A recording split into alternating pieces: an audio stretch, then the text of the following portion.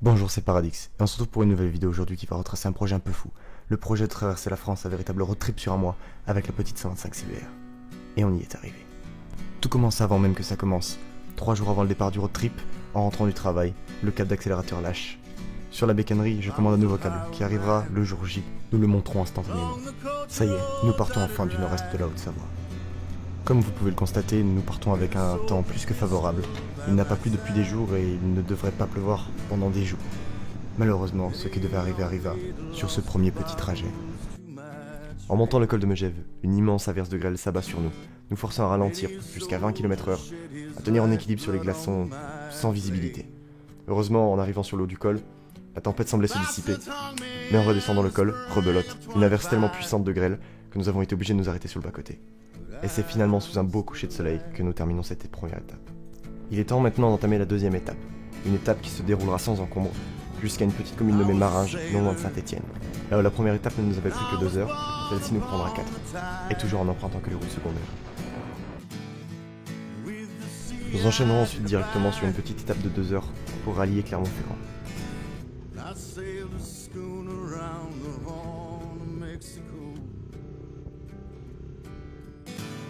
I went aloft to furl the mainsail in a blow. When the yards broke off, they said that I got killed, but I'm living still. C'est à partir de ce moment-là qu'on se rend vraiment compte qu'on a quitté les Alpes et que nous allons maintenant faire que des routes droites.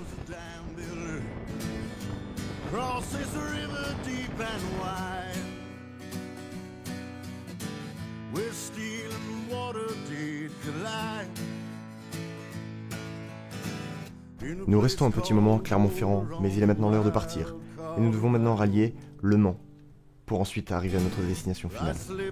Nous enchaînons alors une étape de 6 heures, puis une étape de 4 heures.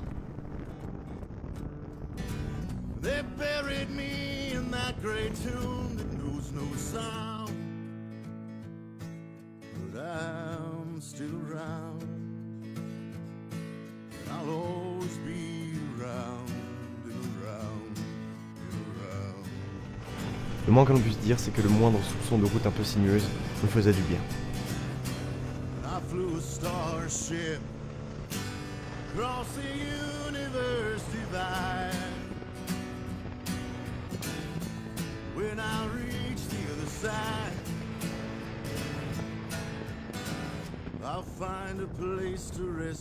Et nous arrivons donc en Normandie sous un grand soleil, ce qui sera l'une de ces rares présences durant notre séjour en Normandie.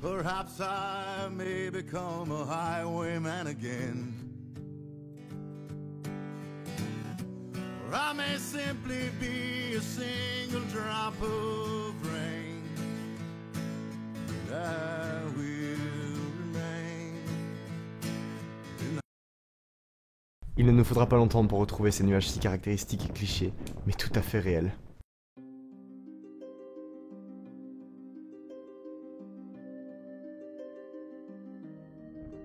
Mais qui ne nous empêcheront absolument pas de profiter de cet endroit magnifique.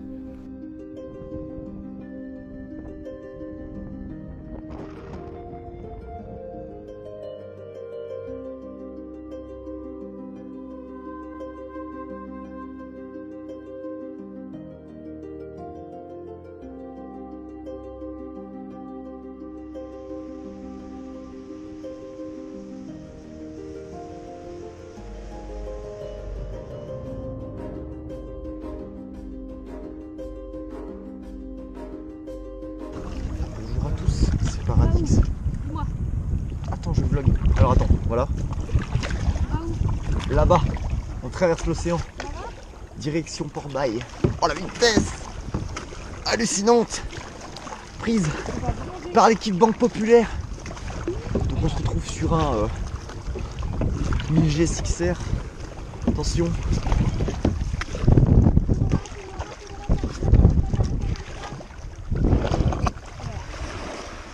Stylé. Allez, on explore les dunes. Venons nous accoster ici. J'ai juste envie de monter là-haut, voir la grosse mer, comment elle est loin. De toute façon, tu verras les images. Oh, le sable il est chaud ici. T'as vu? Ah, il y a des petits trous. Oh, oh. Coucou.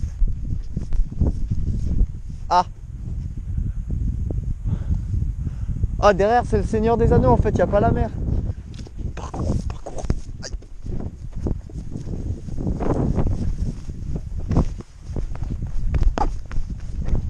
Oh, des cailloux.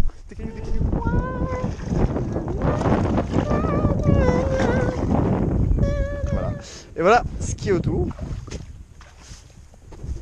Voilà. On va où? Ah, ça tire le bateau en marche arrière.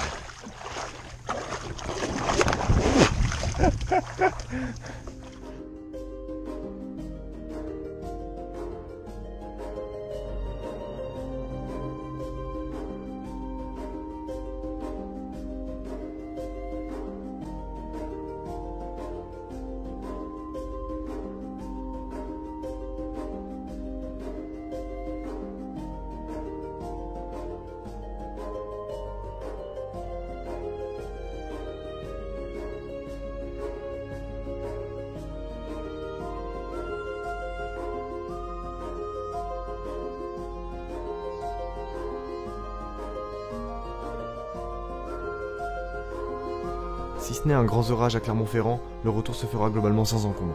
Et nous aurons alors remporté notre pari fou, celui de traverser la France avec une 125, avec un confort relatif. C'est alors la tête pleine de souvenirs que nous rentrons émus dans notre Savoie. Et c'est à ce moment-là qu'on réalise qu'on est en fait pas si mal chez soi, et que nos montagnes nous ont manqué.